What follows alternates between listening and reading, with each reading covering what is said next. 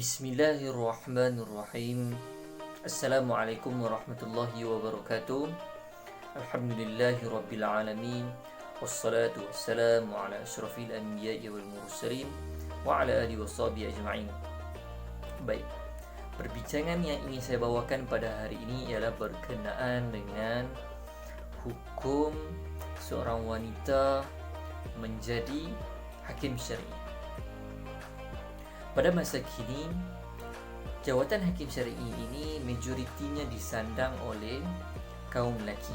Kan tetapi harus kita ingat bahawa jawatan hakim syar'i ini bukanlah satu jawatan yang mudah, jawatan yang boleh dipandang ringan.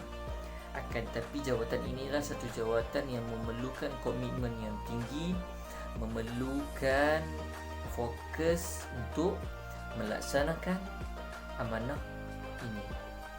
Balik kepada persoalan kita pada hari ini.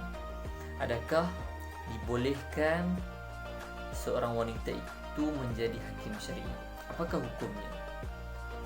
Terdapat khilaf di kalangan pandangan para ulama berkenaan dengan hukum wanita menjadi hakim syar'i. Mari kita bincangkan. Pandangan yang pertama mengatakan bahawa hukumnya adalah harus dibolehkan seorang wanita itu menjadi hakim syar'i. Pandangan ini merujuk kepada kaedah asal usul fiqh, iaitu al-aslu fil asya' al-ibahah.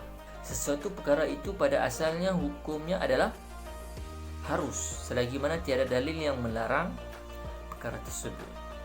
Imam Abu Hanifah turut menyatakan bahawa telah diriwayatkan Sayyidina Umar Al-Khattab telah melantik seorang wanita untuk menjaga pasar. Daripada riwayat tersebut, Imam Abu Hanifah menegaskan bahawa dibolehkan seorang wanita itu menjadi hakim syar'i, tetapi dengan syarat. Dengan syarat hakim syar'i yang dilantik daripada kalangan wanita itu tidak boleh menjatuhkan hukum yang melibatkan kes berkenaan dengan qisas dan hudud. Itu syarat yang ditetapkan andai kata dilantik wanita untuk menjadi hakim syar'i. Itu pandangan yang pertama.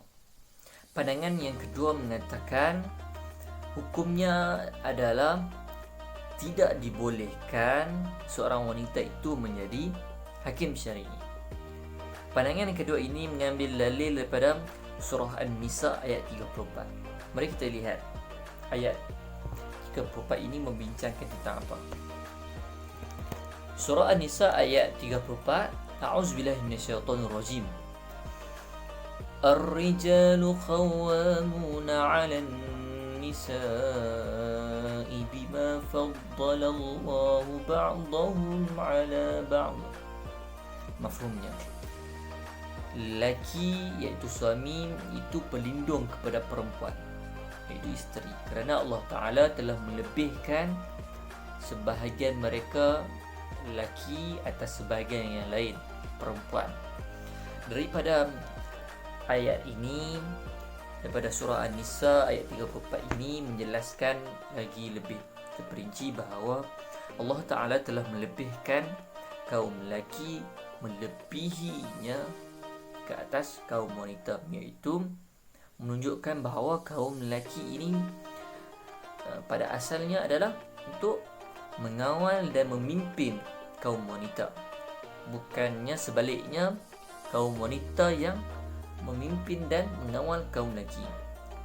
Dan daripada dalil itulah pandangan jumhur ulama mengambil untuk menjelaskan bahawa hukumnya seorang wanita menjadi hakim syar'i adalah tidak dibolehkan.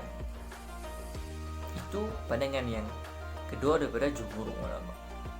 Berdasarkan kepada kedua-dua pandangan tersebut, saya bersetuju dengan kedua-dua pandangan tersebut. Bagi pandangan yang mengatakan bahawa tidak dibolehkan wanita untuk menjadi hakim syar'i, saya berpendapat bahawa apabila untuk menyatukan hukum ataupun membuat keputusan bergantung kepada diri kita sendiri.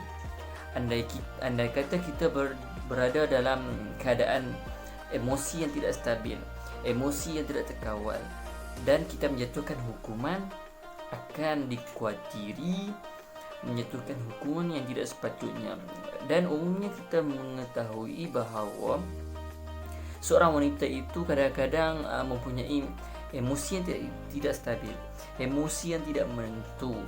Jadi bagi pandangan yang mengatakan bahawa tidak dibolehkan itu, saya bersetuju. Dan untuk pandangan yang mengatakan bahawa diharuskan, dibolehkan, juga saya bersetuju. Kerana apa? Kerana dalam institusi kehakiman, dalam organisasi kehakiman, tidak hanya ada seorang hakim, tetapi dibarisi dengan beberapa hakim. Jadi andai kata hakim syar'i itu yang diwakili oleh seorang wanita, pasti apabila ingin dijatuhi hukuman, pasti akan ditapis oleh hakim-hakim yang lain. Itu pandangan saya. Daripada perbincangan kita pada hari ini, saya berharap sedikit sebanyak dapat mencerahkan, dapat menjelaskan fahaman kita. Segala yang baik itu datang daripada Allah Subhanahu Wa Taala, dan segala yang kekurangan itu daripada diri saya sendiri. Wabillahi taufiq wal hidayah. Wassalamualaikum warahmatullahi wabarakatuh.